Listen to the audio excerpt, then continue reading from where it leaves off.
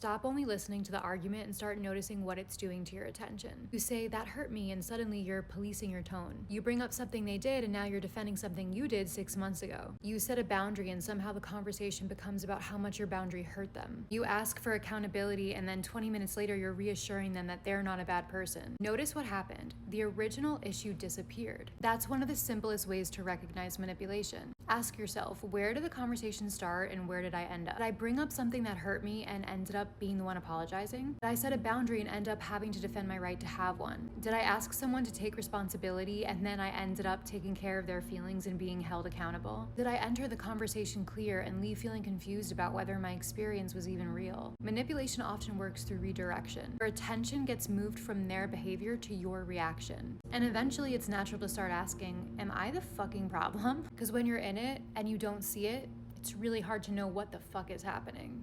This is why one of the most powerful ways to see through manipulation is to stay anchored in your own reality. This is what happened, this is how it affected me, this is what I need. Pay attention to patterns, right? Because anybody can communicate badly or become defensive. It doesn't necessarily point to manipulation. The question is, what happens when you try to return to the truth? Can this person come back to the original issue? Can they become curious about your experience? Can they tolerate your boundary even when they don't like it? Can they honor that you have your own perception of reality that is separate from them and that's valid even if they don't understand it? Conflict can be messy, but eventually it moves you towards clarity. Manipulation repeatedly moves you away from it. It's so hard to get anywhere with this person. Like, I feel like if I had this conversation with anybody else, it would be easily repaired. Become so anchored in yourself, right, that somebody else can't really convince you to abandon what you know.